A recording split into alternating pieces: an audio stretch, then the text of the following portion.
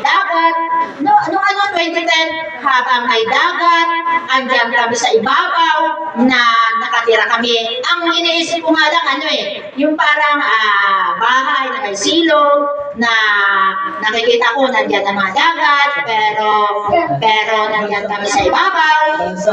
Yes, na parang kailan kaya mangyari? Paano kaya mangyari? Very impossible kasi wala talaga akong kahit idea kung paano mangyayari. Pangarap na. Pangarap na. Pero hindi ko talaga sinabing matutupad kasi kapobre naman. Pero nung dumating kami sa Manila, nabago kami, na-transform talaga kami, binago kami ng Diyos ng totoo. Naglingkod kami ng totoo na hindi hap-hap, hindi balik-balik. Dahil nakatingin na talaga ako doon sa pangako ng Lord. Talagang kumbaga, na-challenge din ako sa buhay ni Job.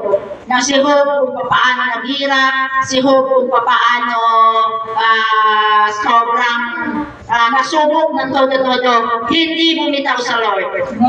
Tanda na pagsubok ni Job naranasan, pero hindi talaga bumitaw sa paglingkod sa Diyos. At nakita ko kung paano ni Lord pinagpala si Job na hindi bumitaw, hindi umatras sa paglingkod kahit napakaraming pagsubok. Doon ako nagkaroon ng inspiration na magpatuloy dami rin pinagdaanan namin ni Pastor na pagsubok. Pero nagpatuloy kami maglingkod, nagpatuloy at nangyari nga na yung pangako ng Diyos nakamta namin.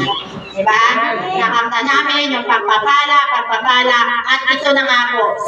Hindi po talaga namin alam na yung puso at isip ni Pastor, pinabalik ulit siya dito ng Lord.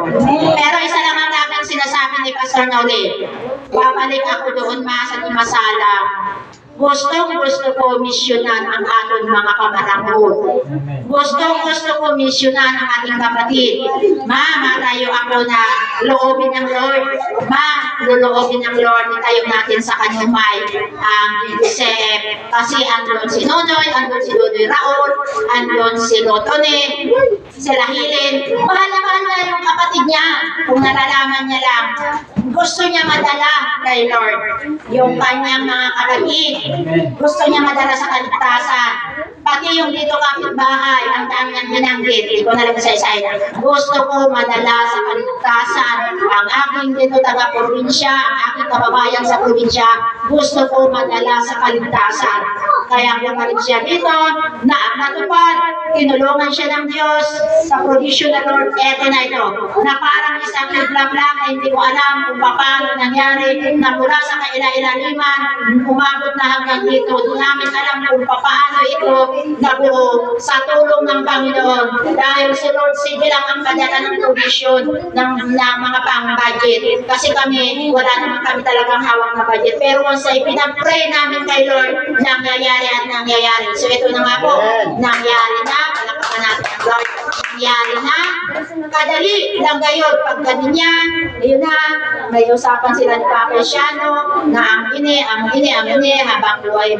may buhay pa siya, nagkakasakit naman, sabi niya Noli, anuhin ninyo ito ni Edgar, basta si Edgar ayaw ninyo pabayain, kaya may kaka-anak. So hindi nawawala yung usapan na yan na gamitin ninyo itong lugar na yun, kung gusto nyo anuhan ng Panginoon, gawain, kaya ang mga anak ni Edgar, anak dadarag ko, para din lang sa kanila.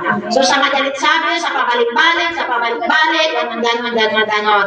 At ito na nga po, naitayo na lahat, nablesingan lang po, umuwi sa Pastor Noli.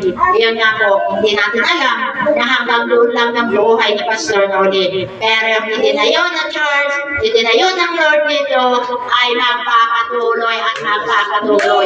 Kaya ngayon, mga kapatid ko kay Kristo, na atin nagsimula sa pagtayo din atin kayo, ang aking mga pamilya ni Sister Bertie. Palakpakan po natin ang pamilya ni Sister Bertie, na itinuring ko na rin pamilya ng GDCF dito, sila Manay Budit, sila May Person. Alam ko naman na darating ang panahon na makakasama ko kayo din ni Sindado din. Lalo na si Edgar, kay Sinda ako at Papadayon din. Kaya ay nakita ninyo ini kung gaano kadami ng kabataan. Kaya ako ina ang gagamitin din sa GDCF para ko maipangaral na naman ang kaligtasan. Katulad ng mensahe ng ating pastor, yung pag-ibig ng Diyos, maglalagana po yan sa buong mundo at gagamitin kayo sa lugar na ito. Kaya salamat sa Diyos ang papuri, magpadayon kita, magpadayon kayo mga kapatid dito sa GDCF. Happy first year anniversary mga kapatid at kapamilya ko sa GDCF. Ito na. Sige po, tuloy-tuloy ko na po. Akin po, welcome ang aking, lagi natin i-welcome ang Diyos sa mga buhay natin. Amen? Lagi i-welcome ang Diyos sa ating mga buhay, ano mang mangyari. At ngayon, welcome po sa ating mga kapatid. Una-una ko i-welcome ang ating pastora. Talagang pinadala sila dito ng Diyos. Sabi na, 3 days lang sila, walang imposible sa Diyos. Pag ang Diyos talaga, kasi may mga trabaho ini eh. Imaginin mo, sino ba ang mga kadikadising kadali-dali lang ada, piranin na pinamurmasahe. Pero sa Diyos, walang halagaan yan. Basta ang Lord na magpadala, lahat pinapadala. Kaya andito ang ating mga pastora. Palakpakan natin ang ating mga kapatid na siniplit, hindi man ina nagdaraga. Ayan, hindi na si Juan. Hallelujah. Sige po, welcome. God bless you. Welcome natin kapatid na si Edgar at saka si Nene na sila dito mag-unite. Talaga mag-unite para i-gather dito ang mga kabataan. Welcome natin si Manay. Budit, welcome po. Sa Diyos ang papuri. Buong pamilya din po kayo. Manay Jason at saka Gerson at saka ang pamilya niya. Welcome po din po atin na nasa puso kay kaupod din natin. Hindi, si Manny Gerson, kay Rizad man lang kita. May mga pastora man sila pero ang puso natin, Rizad, sa Norman, saan man tayo dahil. Birthday, welcome ka, pamilya mo din, mga badayon, ang kambal na ini, welcome man. Si Ate Jose, welcome po. Ate Jose, ayaw pagkalimot ang pasyat, hindi.